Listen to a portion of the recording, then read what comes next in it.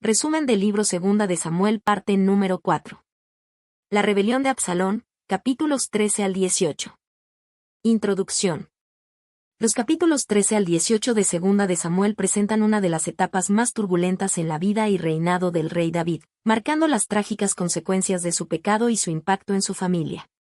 Después de su transgresión con Betsabé y la muerte de Urías, la violencia y la traición comienzan a manifestarse en su propio hogar. La narrativa inicia con el terrible abuso de Tamar a manos de su medio hermano Amnón, un acto que no solo destruye la vida de la joven, sino que también desata una cadena de eventos que fracturan la unidad de la familia real. Absalón, su hermano mayor, movido por la ira y el deseo de venganza, asesina a Amnón y huye al exilio, iniciando un conflicto que se intensificará con el tiempo. A medida que la historia avanza, Absalón regresa a Jerusalén y, con astucia y carisma, gana el favor del pueblo, alimentando su ambición de tomar el trono de su padre.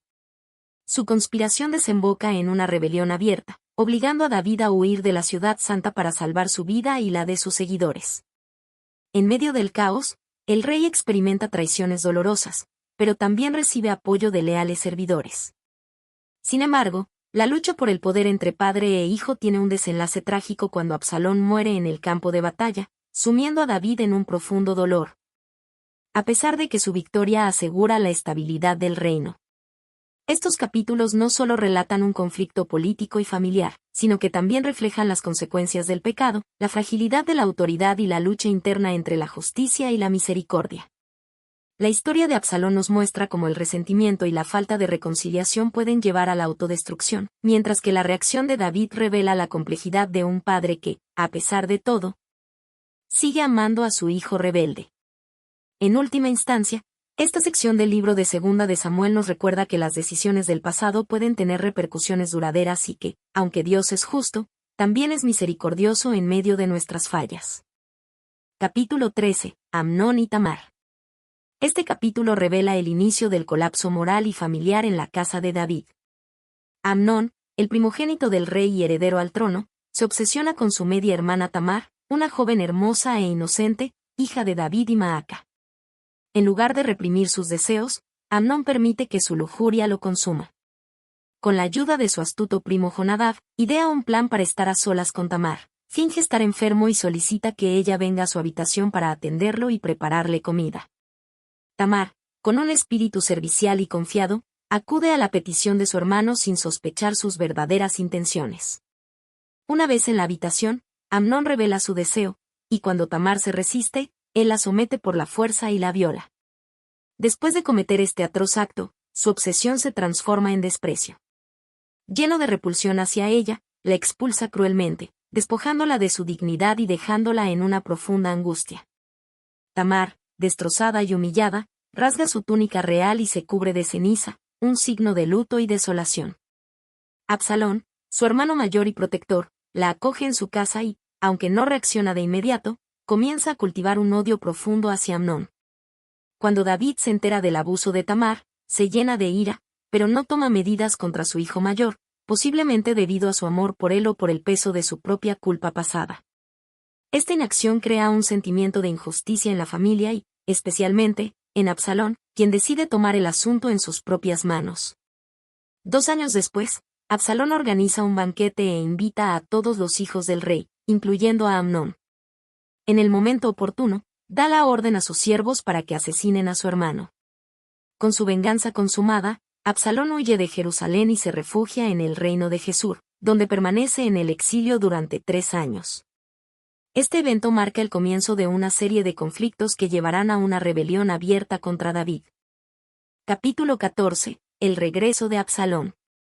Después de 3 años en el exilio en Jesús, Absalón sigue lejos de su padre y del reino. David, aunque aún herido por la muerte de Amnón, siente nostalgia y dolor por la ausencia de su hijo.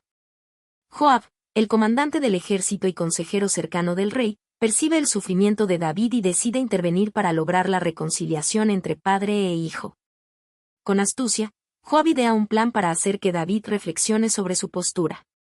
Envía a una mujer sabia de Tecoa con una historia ficticia para presentarse ante el rey. Ella le cuenta que es viuda y que uno de sus hijos ha matado al otro en una riña. Ahora, Los familiares del difunto exigen la muerte del homicida, lo que significaría la extinción de su linaje. Conmovido por su relato, David le garantiza protección para su hijo y le promete que nadie le hará daño. En ese momento, la mujer cambia el enfoque y compara su historia con la situación de Absalón. Le señala que, si él es capaz de mostrar misericordia a un hijo ficticio, ¿por qué no hacerlo con su propio hijo exiliado? David se da cuenta de que Joab está detrás de esta estrategia y, aunque molesto, comprende la enseñanza. Como resultado, da la orden de traer de vuelta a Absalón a Jerusalén. Sin embargo, a pesar de permitir su regreso, David se niega a recibirlo en su presencia. Durante 2 años, Absalón permanece en la ciudad, pero sin acceso al rey, lo que alimenta su resentimiento. Impaciente por la indiferencia de su padre y deseoso de recuperar su posición en la corte, Absalón intenta llamar la atención de Joab, quien lo ignora repetidamente. En un acto de desafío, Absalón ordena que se incendien los campos de Joab, forzándolo a intervenir. Joab finalmente accede a llevar su petición ante David. Cuando Absalón es recibido por su padre, David lo besa en señal de reconciliación, pero la distancia emocional entre ambos sigue latente. Aunque parece que la relación se restablece, Absalón aún alberga ambición en su corazón. Su resentimiento por el trato recibido y su deseo de poder lo llevan a planear su futura rebelión contra su propio padre, un conflicto que pondrá en riesgo la estabilidad del reino. Capítulo 15. La rebelión de Absalón. Después de ser restaurado en Jerusalén, Absalón comienza a trabajar en secreto para arrebatarle el trono a su padre. Consciente de que David ya no tiene la misma autoridad sobre el pueblo, usa su carisma y astucia para ganarse el favor de los israelitas. Se coloca estratégicamente a las puertas de la ciudad y, cuando la gente viene a presentar sus quejas ante el rey, Absalón los recibe con cortesía, mostrando interés por sus problemas. Con dulces palabras y falsas promesas de justicia, les hace creer que si él fuera el juez de Israel, resolvería sus casos con equidad. Poco a poco, su popularidad crece y logra sembrar en el pueblo el deseo de un nuevo liderazgo. Durante 4 años, Absalón continúa su estrategia de manipulación, consolidando su posición entre los israelitas. Finalmente, decide que es el momento de dar el golpe definitivo.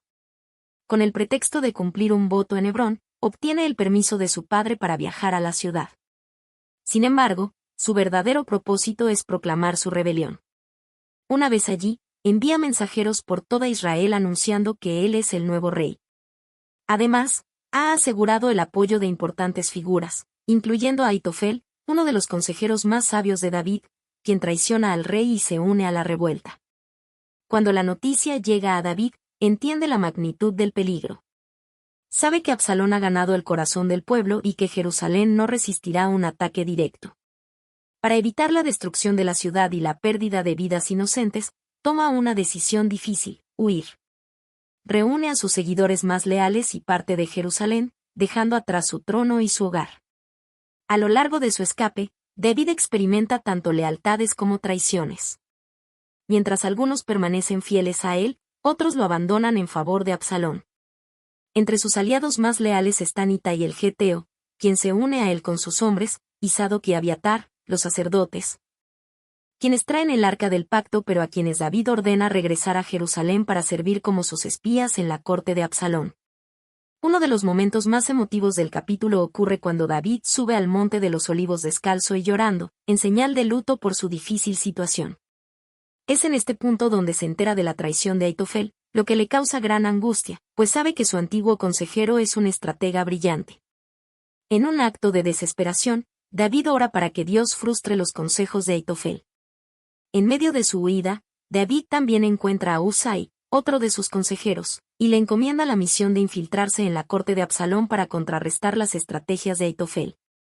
Con esta red de espías y fieles seguidores, David espera que, aunque haya perdido temporalmente el trono, Dios le conceda la oportunidad de recuperarlo. Así, la escena queda preparada para el enfrentamiento entre padre e hijo, una guerra que pondrá a prueba la voluntad de David y marcará un capítulo trágico en la historia de Israel. Capítulo 16. El camino de David y la humillación de Siba. Mientras David y sus seguidores continúan su difícil travesía alejándose de Jerusalén, el rey enfrenta nuevas pruebas de lealtad y traición. En el camino, se encuentra con Siba, el siervo de Mefiboset, quien le trae provisiones, pan, pasas, frutas y vino para los cansados viajeros. David, sorprendido por este gesto, le pregunta sobre el paradero de su amo, Mefiboset, el hijo de Jonatán.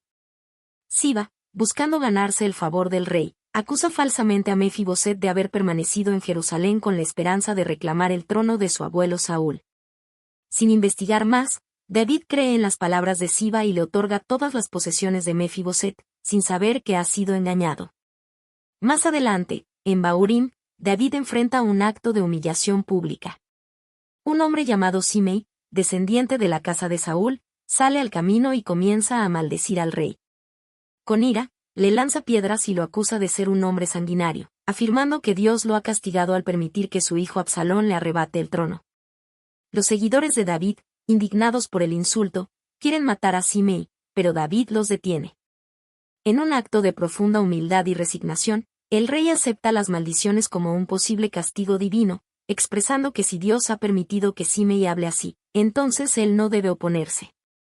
Con esta actitud, David demuestra su fe en que Dios tiene el control de su destino y que, quizás, aún le concederá misericordia. Mientras tanto, en Jerusalén, Absalón sigue consolidando su poder. Con la ciudad bajo su dominio, recibe consejo de Aitofel, su principal estratega, quien le sugiere un acto escandaloso para afirmar su reinado. Aitofel le aconseja tomar el harén de David, las concubinas que el rey había dejado atrás. Siguiendo esta recomendación, Absalón hace montar una tienda en la azotea del palacio y, a la vista de todo el pueblo, toma a las concubinas de su padre como suyas. Este acto no solo busca humillar a David públicamente, sino que también simboliza la ruptura definitiva entre padre e hijo y demuestra que Absalón no tiene intención de reconciliación. Así, el capítulo retrata la continua humillación de David en su camino de exilio, pero también su carácter humilde y su confianza en Dios.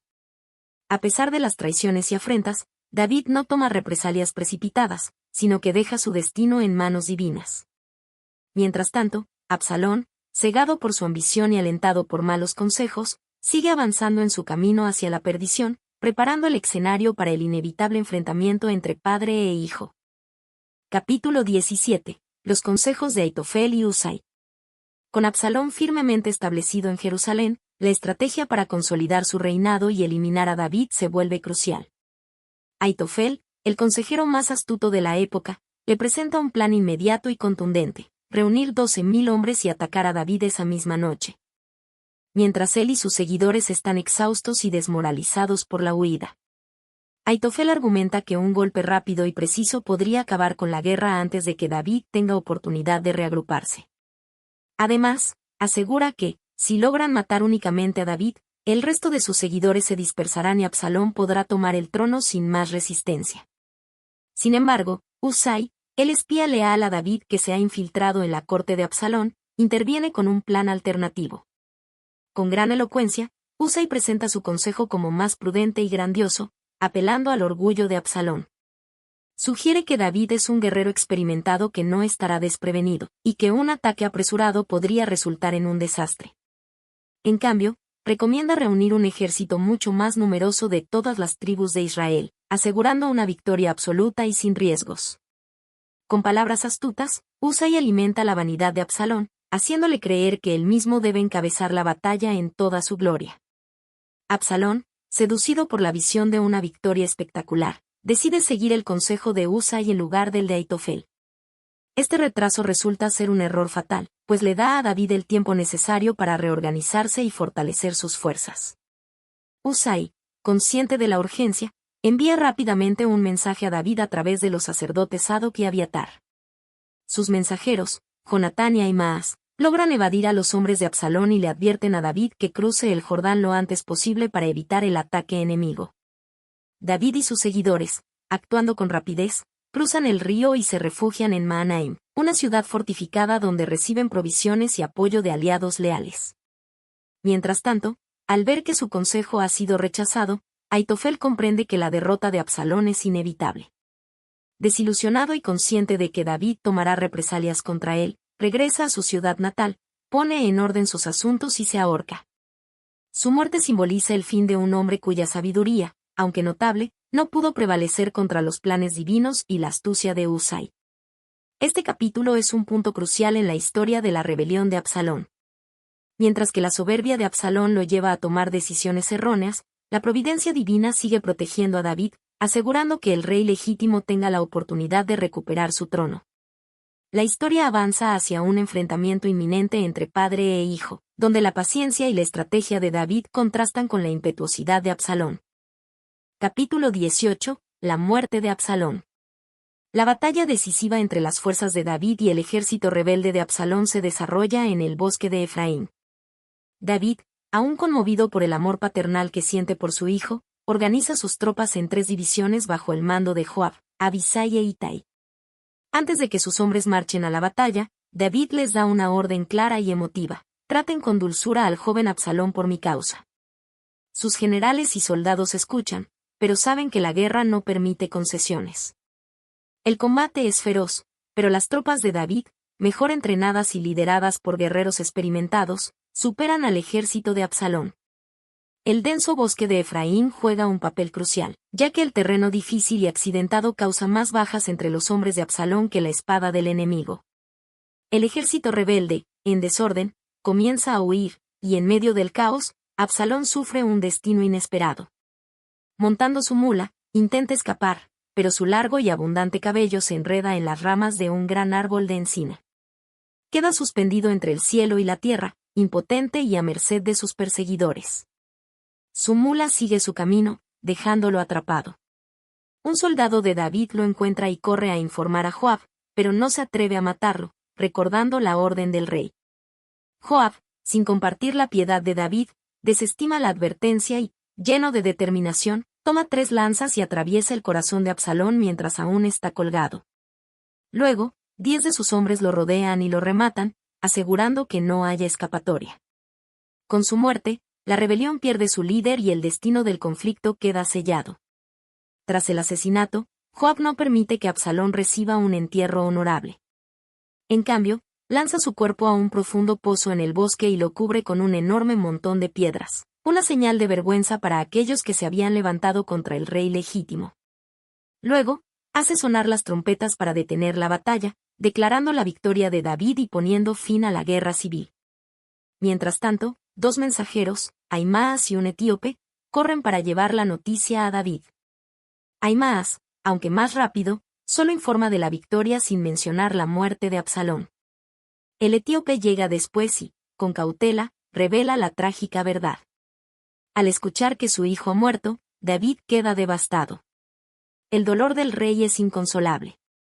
Se retira a la habitación de la puerta de la ciudad y llora con amargura: «Hijo mío Absalón, hijo mío, ¿quién me diera haber muerto en lugar de ti? Absalón, hijo mío, hijo mío». Su tristeza es tan profunda que su dolor eclipsa la victoria de su ejército. Este capítulo marca el fin de la rebelión de Absalón, pero también refleja la compleja humanidad de David.